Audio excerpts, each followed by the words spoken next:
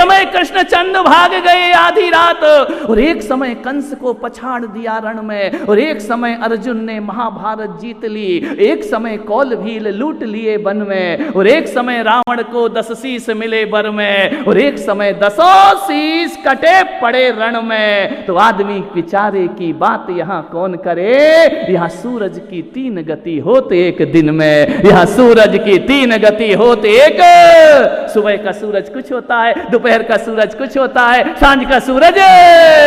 आदमी विचारे की बात यहाँ कौन करे, यहाँ सूरज की 3 गति होते एक दिन में 3 गति। तुम्हारी अपनी औकात क्या है, ध्यान रखना। सुबह का सूरज यदि कोई है तो श्री राम है, ध्यान रखना।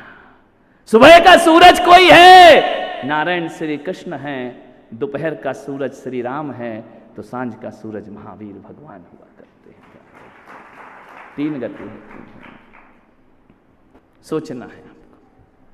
कैसा उतार चढ़ाव भरा जीवन, जन्म से पहले ही शत्रु तैयार हो गए, जन्म हुआ पूतना चली गई, उनको विष पिलाने के लिए जीवन भर कृष्ण के पीछे मौत लगी रही, ध्यान रखना।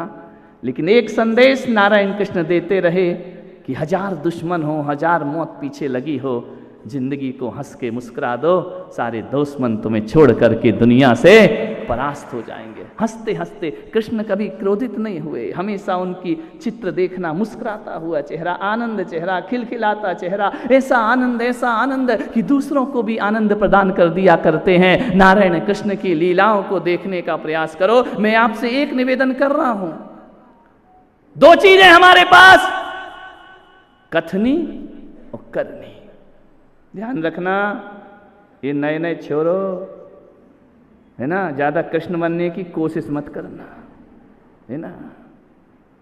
ध्यान रखना, राम ने जो कहा है वो करो, राम ने जो किया है वह करो, और कृष्ण ने जो कहा है वह करो।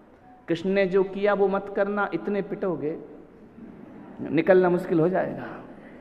कृष्ण ने जो किया वो तुम मत करना, कृष्ण ने जो कहा है वो तुम करो, और राम ने कहा कुछ नहीं, राम ने जो किया है वह तुम्हें अपने जीवन में करना चाहिए। ज्यादा मत करना, नहीं तो आजकल यही चल रहा है, बड़ा गड़बड़ चल रहा है। एक बात याद रखना, कृष्ण जी जैसा जीवन कृष्ण ही जी सकते हैं, उनके अलावा दुनिया में कोई और नहीं जिया करता है। विचार करना है, सोचना है आपको। एक लड़का था, कॉलेज गया, स्कूल गया, फेसबुक पे लड़कियां फ्रेंड बनी। मैंने कहा क्या कर रहा है? अरे बोले कृष्ण ने भी तो ये किया था, गोपियां तैयार की, कितनी सारी गोपियां कृष्ण के पीछे फिरा करती थी। मैंने कहा पागल, कर मत कर मत। ध्यान रखना, ज्यादा गोपियों के पीछे लगेगा तो जहां कृष्ण पैदा हुए हैं वहां चला जाएगा। ध्यान रखना, समझ गए कि नहीं समझे हैं? वहीं की हवा खाएगा। कृष्ण तो निकल के आए थे, तू जाने की तैयारी कर रहा है। विचार करना है। एक व्यक्ति बोला नहीं, कृष्ण ने रासलीला नचाए, वरना रासलीला रचाई थी, मैं भी रचाऊंगा। अरे पागल आदमी, तू कैसे रचाएगा? रचा ले, तेरा रचना वाली दिखाई नहीं देगा। ध्यान रखना, कृष्ण की रासलीला कृष्ण ही रच सकते हैं, सबके बस की बात नहीं हुआ। एक आया, मैंने कहा एक बात बता। बोले कृष्ण भी गोपियों के पीछे भागे थे, मैं भी भागता हूं। मैंने कहा एक बात बता। कृष्ण ने गोवर्धन उठाया था, तू उठा सकता है? उठा के बता। गोवर्धन पर्वत एक उंगली पे, छोटी उंगली पे उठा दिया था। मैंने कहा बेटा, कृष्ण तो गोवर्धन पर्वत उठा लेते हैं, तू तो रास्ते का गोबर उठाने की औकात नहीं है तेरी। ध्यान रखना, कृष्ण की बराबरी करता है। सोचना है। मैं एक जगह से बिहार कर रहा था, एक संत मिल गए मुझे रास्ते में आते आते, और उन्होंने मुझे देखा, मैंने उन्हें देखा। वो संत जी बोले महाराज। मैंने कहा क्या हुआ? बोले है क्या? समझ जाओ आजकल बड़ा स्थिति। बोले है क्या? अरे मैंने कहा क्या? अरे बोले है क्या कुछ? मैंने कहा क्या? बोले शिव जी का प्रसाद।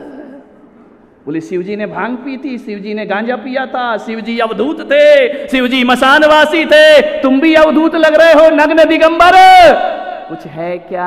मैंने कहा पागल, ये क्यों तू गांजा पीता, साधु का भेष रख करके नशा करता है तू गांजा पीता है, चिलम पीता है, ये भांग खाता है, ये साधु के भेष को शोभा देता है। बोले क्या हुआ? महादेव ने भी तो पिया था, महादेव ने भी तो भंग पी थी, महादेव ने भी तो गांजा पिया था, महादेव ने भी तो सब कुछ किया था। अरे मैंने कहा एक बात बता, जो महादेव ने किया वो तू करेगा? बोले हाँ पक्का करूंगा, मैं शिव भक्त हूं। मैंने कहा महादेव ने एक दिन जहर पिया था, पी के बता, पी के बता। महादेव ने एक दिन जहर पिया था और नीलकंठ हो गए थे, ध्यान रखना, इतना महादेव का भक्त है। मैंने कहा चलम गांजा छोड़, जहर पीने का प्रयास कर, तेरी जिंदगी। आदमी कैसे कैसे ईश्वर का नाम लेकर के अपनी जिंदगी को गलत रास्ते पर ले जाया करता है, ध्यान रखिए। महापुरुष जो करते हैं वो केवल महापुरुष ही कर सकते हैं, ध्यान रखिए। मान्यवर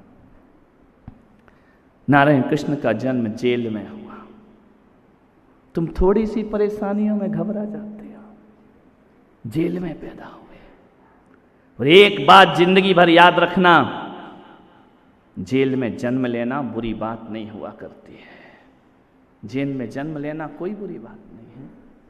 जेल में जन्म लेना बुरा नहीं होता, जेल में जीना और जेल में मरना बुरा हुआ करता है, ध्यान रखिए। नारायण कृष्ण जेल में जन्म लेते हैं लेकिन जेल में जीते नहीं हैं। जेल में उनकी जीवन का अंत नहीं हुआ करता है। 3 जीवन नारायण कृष्ण ने जिए। जन्म हुआ जेल में, जीवन गया महल में, और जीवन का अंत समय जंगल में हुआ करता है, ध्यान रखिए। उन्होंने जेल का जीवन जिया, महल का जीवन जिया, और अंत समय उन्होंने अपना जीवन जंगल में अपनी लीलाएं समाप्त कर दिया करते। जंगल में हुआ देहावसान नारायण श्री कृष्ण का, एक तीर लगा और वहां से उनकी जीवन का समापन हो जाया करता है। मान्यवर इसकी कहानी बड़ी लंबी है, लेकिन कृष्ण कह रहे हैं कि जेल में पैदा हो तो भी आनंद होना चाहिए, और महल में रहो तो भी आनंद होना चाहिए, और जंगल में वासा हो तो भी आनंद होना चाहिए। ध्यान रखना, रात को 12 बजे मैंने सोचा यार ये गोकुल ही क्यों ले गए उनको, और कहीं क्यों नहीं ले गए वासुदेव? गोकुल ले गए एक टोकरे में रख करके नारायण कृष्ण को। रात को 12 बजे कंस के डर से, मामा के डर से गोकुल ले गए। किसके घर ले गए? किसके घर ले गए? नंद बाबा के घर ले गए। इनका ये क्या बात है, नंद के घर क्यों ले गए? जब मैंने चिंतन किया, सोचा, तो इसी निष्कर्ष पे पहुंचा कि जिसके जीवन में नंद यानी आनंद, जिसके पास आनंद होता है उसके घर परमानंद पहुंचा करता है। ध्यान रखिए, नंद के घर परमानंद रात को 12 बजे पहुंच जाया करते हैं। ध्यान रखिए, जिसके मैं आपसे निवेदन कर, उदास और हताश जिंदगी मत जियो, आनंद के साथ जियो। जिसके पास आनंद होगा उसके हृदय में परमानंद होगा। ध्यान रखिए, आनंद का जीवन, छोटी सी जिंदगी है। नारायण श्री कृष्ण मानव जाति को शांति और माधुरी का संदेश दिया, वह पैगाम दिया। शायद एक संसार में नारायण श्री कृष्ण ऐसे हैं, शायद ना उन्होंने तपस्या की, ना उन्होंने माला फेरी, ना उन्होंने जटा जूट धारण की, ना उन्होंने भगवा फेरा पहना। नारायण श्री कृष्ण का जीवन देखिए, कुछ नहीं किया उन्होंने जीवन में, ना भजन किए, ना कीर्तन किए, ना उपास किए, ना साधना की। नारायण कृष्ण ने कुछ नहीं किया अपनी जिंदगी में। कभी आपने नहीं देखा होगा कि उन्होंने बहुत बड़ा तपस्या की हो, बहुत बड़ी साधना की हो। ध्यान रखना, हर महापुरुष को तो संन्यास लेना पड़ा, लेकिन नारायण कृष्ण ने कोई संन्यास नहीं लिया अपनी जिंदगी में। जन्म से लेकर जीवन के अंत समय तक ना उन्होंने तपस्या की, ना उन्होंने साधना की, ना उन्होंने संन्यास लिया। लेकिन एक बात याद रखना, ना वो वनवासी बने, कुछ नहीं बने वो, ना जंगल जंगल गए नारायण श्री कृष्ण, कुछ भी नहीं किया। लेकिन ध्यान रखना, नारायण कृष्ण, अरे लोग तो तपस्या करके ईश्वर का दर्जा पाते हैं, बिना तपस्या के भी जो भगवान का दर्जा पाता है वह नारायण श्री कृष्ण हुआ करता है। कभी नहीं सुना होगा कि उन्होंने बड़ा भारी तप किया कहीं बैठ करके, नहीं, आनंद में ही जीते रहे। वो इतिहास दिया नारायण कृष्ण ने सारी दुनिया को, जो उन्होंने कहा वो गीता बन गया, जो उन्होंने जिया वो रासलीला हो जाया करती है। न पूजा, न पाठ, न भक्ति, न सुमरन, फिर भी भगवान जैसे पूजे जाते हैं। ध्यान रखना कैसी अद्भुत उनका जीवन रहा। उनका बाल्यकाल, उनकी यौवन अवस्था, उनकी किशोर अवस्था, उनकी राज्य अवस्था, कभी कान्हा बने, कभी गोपाल बने, कभी द्वारकाधीश बन करके खड़े हो जाया करते हैं, और कभी महात्माओं की तरह कुरुक्षेत्र में खड़े होकर गीता का उपदेश दे दिया कर। कैसा विरला जीवन उनका। बचपन से दुश्मनों को उठा उठा करके फेंकने लगे। ध्यान रखना, दुश्मनों पर प्रहार करने लगे बचपन से ही, बिना हथियार के। बांसुरी लेने वाला शत्रुओं पर कैसा टूट पड़ते हैं, ध्यान रखिए, विचार करिए। अरे और जितने भी लोगों ने आसुरी शक्ति का नाश किया ना, वो किसी युद्ध के मैदान में किया है। ध्यान रखना, राम ने रावण को युद्ध के मैदान में परास्त किया है, पांडवों ने कौरवों को रणभूमि में परास्त किया है। लेकिन नारायण कृष्ण की अदा कुछ निराली है। उन्होंने दुश्मन के घर में घुसकर, ध्यान रखना, दुश्मन के घर में घुसकर मथुरा में जाकर ना हथियार उठाए, ना युद्ध की सेनाएं तैयार की, जाकर के भरे दरबार में कंस को घसीटा, और घसीट करके उसके दुश्मन के घर में दुश्मन को परास्त कर देने का पराक्रम इस धरती पर कोई रखता है तो नारायण श्री कृष्ण रखा करते हैं। सिंहासन से घसीट कर उसका प्रहार किया, वो दुष्टों का संहार उन्होंने किया। ध्यान रखें कैसा जीवन नारायण कृष्ण का। ना सेना तैयार, राम को तो बहुत बड़ी सेना तैयार करना पड़ी, रावण से युद्ध लड़ना पड़ा, कृष्ण ने कुछ नहीं किया, सीधे गए घर के अंदर मारा और बाहर हो गए। ध्यान रखना, मथुरा जीत ली उन्होंने। जीतने के बाद मथुरा पे राज्य नहीं किया। मुझे सत्ता नहीं चाहिए, मैं तो असत्य का विनाश करने के लिए धरती पर खड़ा हुआ, अधर्म का विनाश करने के लिए धरती पर आया हूं। उन्होंने मथुरा पे राज्य नहीं किया, मथुरा वासुदेव को वापस लौटा दी कि संभालो, अभी मथुरा तुम्हारी है, आताताई शक्तियों का हमने नाश कर दिया है। ध्यान रखना, है कोई ऐसा उदाहरण दुश्मन के घर में जाके मारे? मालूम है? हाँ, अभी अभी मोदी जी ने प्रयास किया था, समझ गए क्या? दुश्मनों के घर में घुस के दुश्मनों को निपटा के आए थे, उनकी फाइल। ध्यान रखना, कोई सेना नहीं, कोई युद्ध नहीं, कर दिया जाके रात को 12 बजे संहार दुष्टों का, आतंकियों का। ध्यान रखना, ये नारायण कृष्ण की शक्तियां हुआ करती हैं। वैसे देखा जाए तो नटखट कन्हैया का बचपन बड़ा अच्छा है। माताएं बहनें आती हैं, हमारा बच्चा बहुत परेशान है, हमारा बच्चा बहुत उधम करता है, हमारा बच्चा बहुत शोर मचाता है, सीधा नहीं है, चंचल है। अरे रहने दो, मैं तो कहता हूं वो बचपन ही क्या जिसमें कन्हैया जैसी चंचलता ना हो। बचपन तो कान्हा जैसा होना चाहिए, कृष्ण जैसा होना चाहिए। अरे बचपन को जियो, ये निकल गया तो दोबारा ये बचपन लौटने वाला नहीं है। अरे चंचल रहो, माटी के पुतले बन के काय को जिलाना चाहती अपने बच्चों को?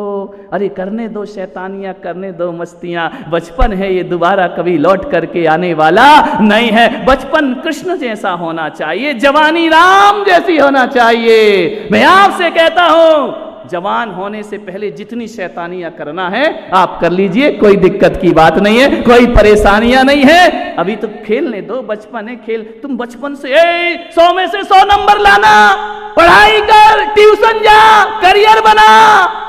अरे मेरा कन्हैया कहाँ गया था पढ़ने के लिए? ध्यान रखना, पढ़े लिखे लोग उस कन्हैया की जन्म जयंती मना रहे हैं बैठ करके। ध्यान रखना, कुछ नहीं किया, केवल नटखट शैतानी और बचपने के अलावा उन्होंने कुछ नहीं किया अपने जीवन में। रात दिन उलाहने आते, मैया यशोदा तेरा कन्हैया बहुत परेशान करता है। क्या करता है? मटकियां फोड़ता है। यशोदा के कान पक गए शिकायत सुन सुन के। मैं आपसे कहता हूं, जब तक तुम्हारे बच्चों की शिकायत घर में ना आए तब तक उनका बचपना ही नहीं हुआ करता है। आपके बच्चों की स्कूलों से आती, बच्चा शैतान है, बच्चा परेशान करता है, आप घबरा जाते हो, बच्चे को डांटने लगते हो। मैया यशोदा दिन में 25 शिकायत सुनती थी।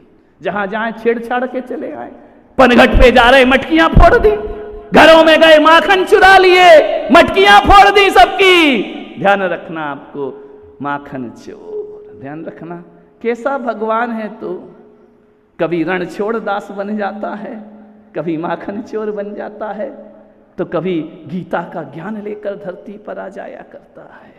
पूर्ण अवतार, हर चीज उनके अंदर थी। बचपन तो बड़ा नटखट होना चाहिए, किलकारियां ना हो, पैरों में पैजनियां ना हो, और वह पैजनियों की आवाज तुम्हारे घर में ना छम छम करे, तो किस बात के बच्चे हैं तुम्हारे घर में। मैं आज माताओं से निवेदन करता हूं, खेलने दो बच्चों को, आनंद मनाने दो जिंदगी में, उन्हें ज्यादा डांटने फटकारने की जरूरत, कितना डांटोगे। गोपियां आई, मैया तेरा कन्हैया बहुत परेशान करता है। क्या करता है? देखो ना मेरी मटकी फोड़ दी, पूरा माखन पूरा दही फैल गया। मैया यशोदा ने थक गई सुन सुन करके, उन्होंने पकड़ा, कान्हा इधर आ, कन्हैया को बुलाया, हाथ बांध दिए दोनों। माखन चुराता है, मक्खन की चोरी करता है। देख नंद बाबा के यहाँ कितना मक्खन रखा है, तू चोरी करने का प्रयास करता। अरे कन्हैया, दूसरों का नहीं, कम से कम अपना तो ध्यान रखा कर। कन्हैया ने मटकियां तोड़ी, माखन चुराए। मान्यवर, आपसे निवेदन है, क्या किया यशोदा ने? ओखली से बांध दिया।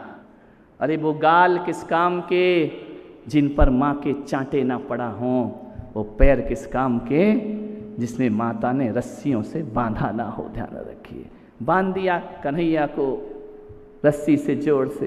अब चोरी करेगा, अब जाएगा। कान्हा बोला कि नहीं जाऊंगा, यहीं रहूंगा। पूरे दिन बंधे रहे कृष्ण कन्हैया ओखली से, रस्सियों से बांध दिया। मालूम है, दोपहर को, सांझ के समय गोपियां आ गई साहब। मैया यशोदा, कान्हा कहाँ है? अरे मत करो उसकी बात, मैं थक चुकी हूं उसकी शिकायत सुन सुन कर। अरे माता, कान्हा को दिखा। बोले क्या हुआ? बोले उसे खोल दे, खोल दे। अरे रोज तो शिकायत लाती है, आज मैंने बांध दिया, आज वो बाहर नहीं निकलेगा, आज उसे बिल्कुल नहीं छोड़ूंगी। बोले नहीं मैया, छोड़ दे, छोड़ दे, गोकुल बर्बाद हो जाएगा, ये बस्ती उजड़ जाएगी। बोले फिर शिकायत क्यों करती हो, रात दिन मेरे पे आके उसकी उलाहना क्यों दिया करती हो?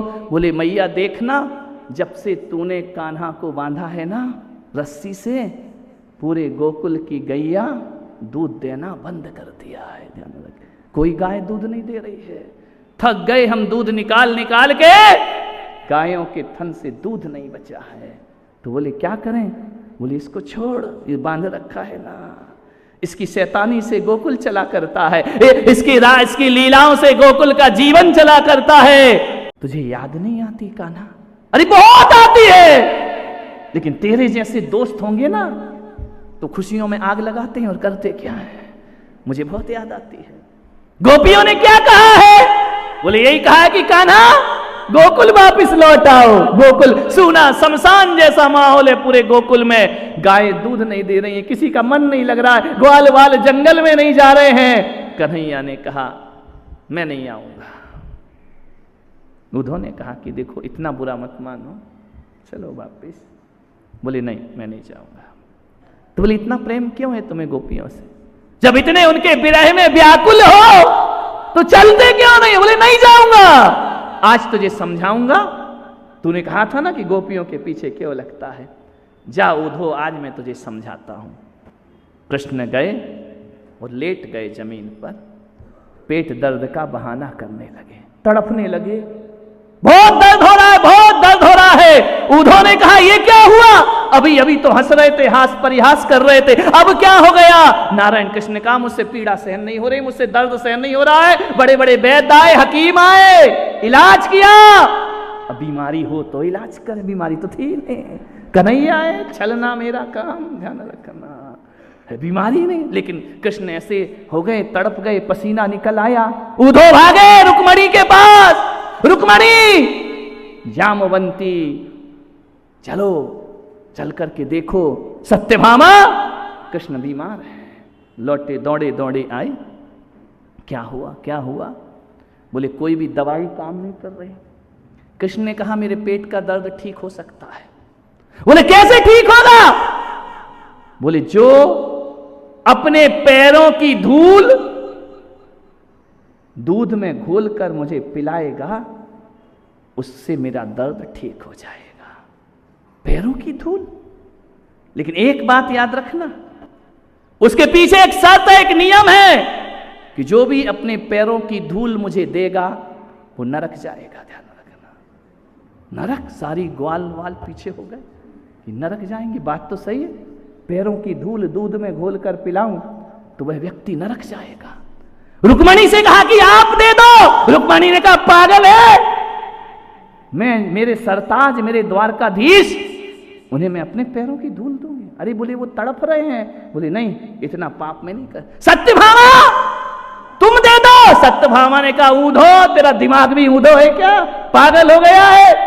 नारायण श्री कृष्ण मेरे भगवान, उनको मैं पैरों की धूल दूंगी। जामवंती तुम दे दो। नहीं, मैं भी नहीं दे सकती हूं। कृष्ण देख रहे हैं, कृष्ण देख रहे हैं क्या चल रहा है, क्या नाटक हो रहा है।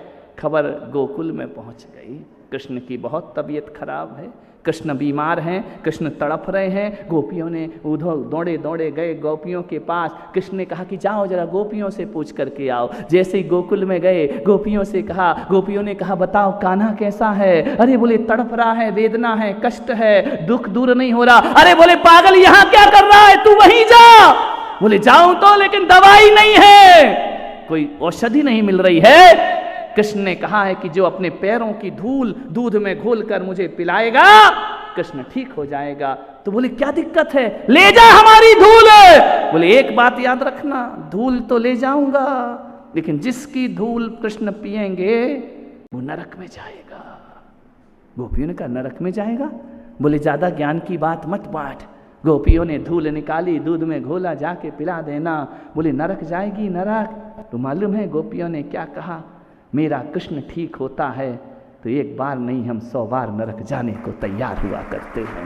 यदि उनकी वेदना मिटती है 1000 बार नरक जाएंगे, लेकिन पागल जा, ले जा करके पैरों की धूल उनको पिला दे हमारी। कृष्ण के लिए नरक जाना पड़े तो भी हम पीछे हटने वाले। कृष्ण ने कहा देखा उधो पत्नी क्या होती है और गोपियां।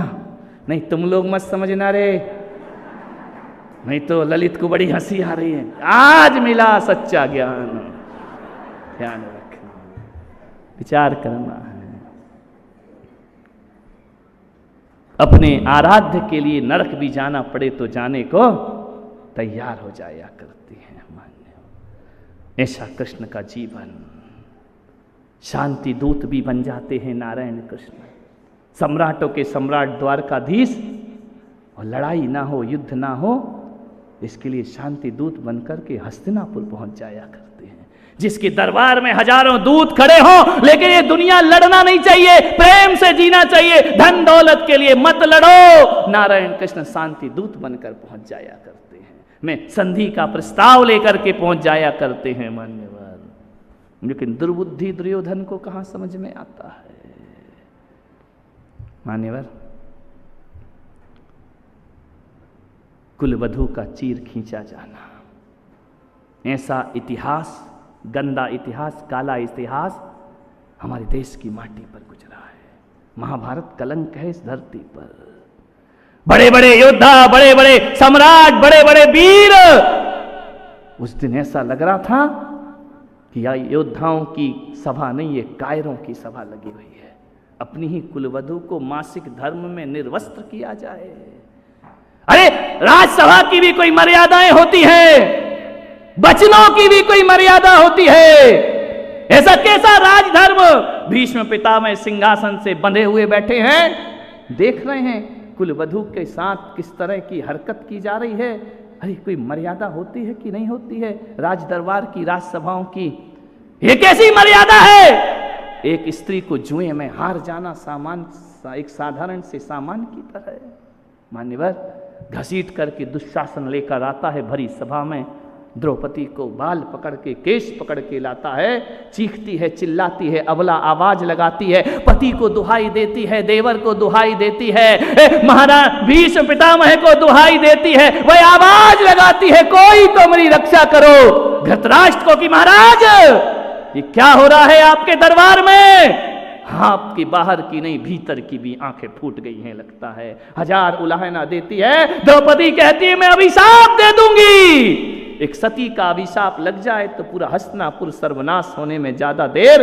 गांधारी ने कहा कि बेटी अभिशाप मत दे, माफ कर दे इनको, तेरा ही खानदान है, तेरा ही परिवार है, तेरा ही कुल है, तेरा ही वंश है, तेरा ही खून है। द्रौपदी कहती नहीं मां गांधारी, इस अपमान का बदला तो मैं जरूर लूंगी, ध्यान रखिए। एक कुल वधू को तुम मुझे ज्ञान देने आई हो भरी सभा में, तुमने अपनी औलाद को ज्ञान नहीं बांटा है। मैं एक चीज जरूर कहूंगा, भीष्म पिता कितने भी महान हों, लेकिन ये काम करने को उन्होंने अपनी छवि को कलंकित किया है, ध्यान रखिए।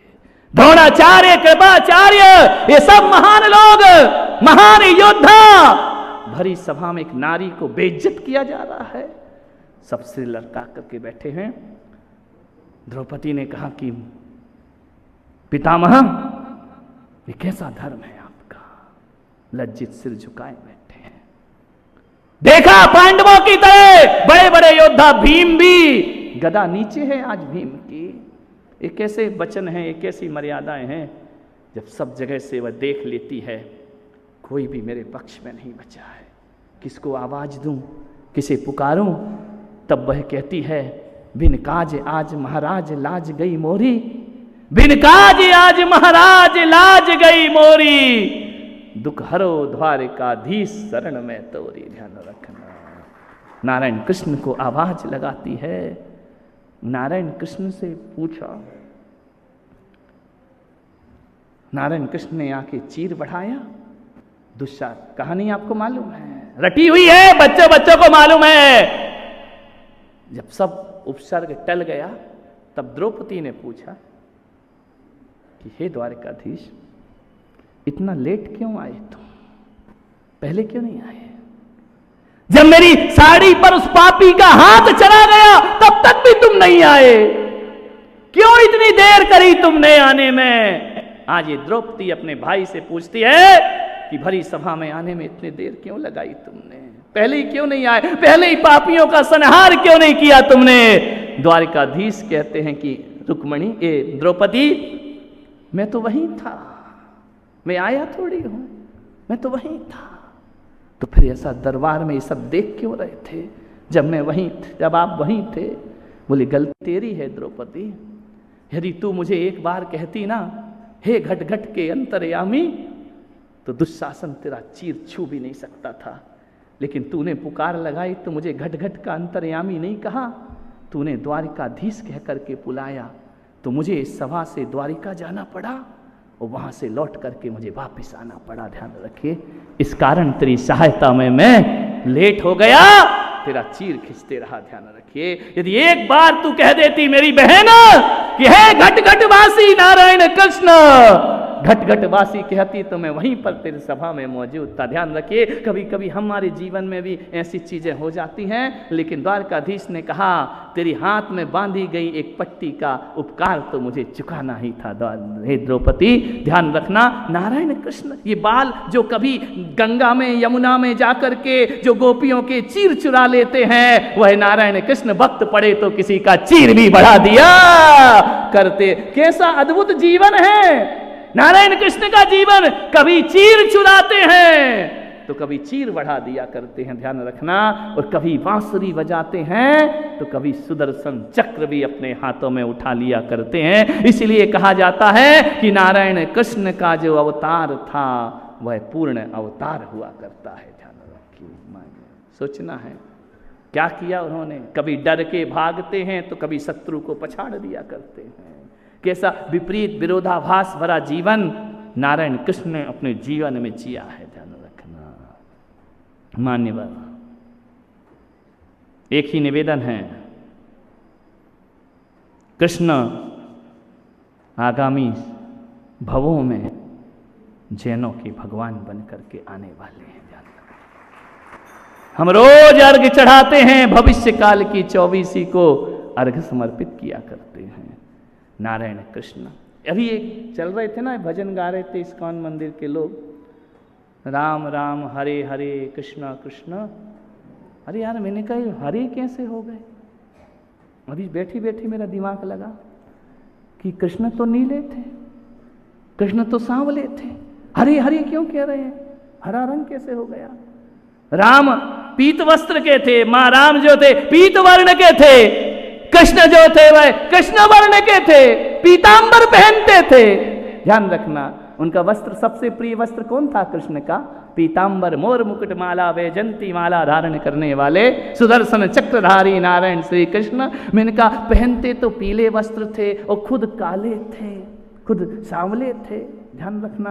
और ये अभी गा रहे हैं हरे हरे हरे हरे हरे हरे। मैंने कहा हरे हरे कैसे हो गए? फिर मैंने यहीं बैठे बैठे दिमाग लगाया कि कृष्ण के वस्त्र पीले थे और वो नीले थे, नीला और पीला मिलाओ तो क्या बनता है? कभी जाके घर में मिला के देखना है, नीले और पीले रंग को मिला दो तो क्या बन जाता है? हरा रंग बन जाता है। इसलिए कहा कृष्ण कृष्ण हरे हरे। ध्यान रखना, हरे हरे है वो, ध्यान रखना। विचार करना है आपको। कभी सोचा है, दिमाग बुद्धि लगाई है? हरे पीतांबर और नीला दोनों में कभी मिला देखना अजमेरा आज जाके कि नीला और पीला मिला ना, कौन सा कलर बन जाएगा? हरा। इसलिए बिल्कुल सही कहा, कृष्ण कृष्ण हरे हरे और राम राम हरे हरे। ध्यान रखना, वो जो हरे हरे उनके पास जो बैठे वो भरे भरे। ध्यान रखना, वो कभी खाली नहीं हुआ। समय हो गया है पूरा 1 घंटा। विषय बहुत है, कृष्ण पर कितना बोलूं कितना बोलूं, इतना विराट व्यक्तित्व है कि कम पड़ जाएगा। लेकिन मैं कुछ ऐसे बातों को आपके बीच लाने का प्रयास करता हूं। कृष्ण को दुनिया बरसों से जानती है, लेकिन कुछ अनछुए पहलू जो मैं आपके सामने रखने का प्रयास करता हूं। ध्यान रखिए मान्यवर, यही कहूंगा, यही मेरा निवेदन है आपसे बड़ी विनम्रता के साथ कि कृष्ण जैसा जीवन जियो। एक ही सूत्र, बचपन बचपन किसके जैसा होना चाहिए? और जवानी मर्यादित। ध्यान रखना, जवानी में गलत काम नहीं करना। बचपन में चोरी कर लो, कोई पुलिस नहीं पकड़ेगी। माखन चुराओ, किसी ने पर कोई केस करेगा क्या? 8 साल का बच्चा किसी का 100 रुपये निकाल दे तो अनिल वकील के पास जाओगे क्या? कोई नहीं जाएगा। बोले अदालत का वक्त बर्बाद मत करो, इसका दंड तुम दो। ध्यान रखिए, बचपन में चोरी कर लो माफ है, बचपन में झूठ बोल दो माफ है, बचपन में शैतानी करो माफ, जवानी में मत कर लेना। ध्यान रखना, जवानी में करोगे तो दुर्घटना हो जाएगी। जवानी को बहुत मर्यादा में ढालो। कृष्ण ने जब भी मटकियां फोड़ी हैं तो एक बात ध्यान रखना, मैं युवाओं से कहता हूं, जवानी में मटकियां नहीं फोड़ी, उन्होंने बाल सुलभ चेष्टाओं में मटकियां फोड़ी हैं। वह गोपियों के पीछे भागे हैं तो ध्यान रखना, जवानी में नहीं भागे। जवानी में तो वो द्वारकाधीश बन जाया करते हैं, वह गोकुल में भागे हैं गोपियों के पीछे। आपसे भी कहता हूं, बचपने में कुछ भी करो चलेगा। कानून भी कहता ना नाबालिग है ना, लेकिन मर्यादा मर्यादा, हंसी मजाक चलेगा, उससे ज्यादा नहीं। ध्यान रखना। एक आदमी, वह जो बुढ़ापा है, बूढ़े लोग ध्यान दो, कन्हैया बनने की कोशिश मत करो, राम बनने की कोशिश मत करो। हाओ, ये महावीर का दरबार लगा हुआ है। ध्यान रखिए, बुढ़ापा इसके लिए होता है। ध्यान रखना मान्यवर, बुढ़ापे को त्याग में जियो, संयम में जियो, वैराग्य में जियो, वीतरागता में जियो। इसलिए मैंने कहा तीनों महापुरुष ही हमारी जिंदगी के बहुत महान सूत्र हुआ करते हैं। एक ही निवेदन है, एक आदमी बिना टिकट जा रहा था ट्रेन में, उससे पूछा, टीटी पहुंचा, उसने कहा क्यों, टिकट कहां है? बोले नहीं है। तो बोले कहां जा रहा है?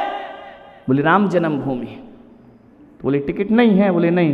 बोले राम जन्मभूमि छोड़, चल तुझे मैं कृष्ण जन्मभूमि पहुंचाता हूं। ध्यान रखिए, सोचना है आपको। बचपन कृष्ण का बिल्कुल अलग है, जवानी उनकी मर्यादित हुआ करती है, बुढ़ापा उनका त्यागमय हुआ करता है। यही जीवन का सबसे बड़ा सूत्र होता है।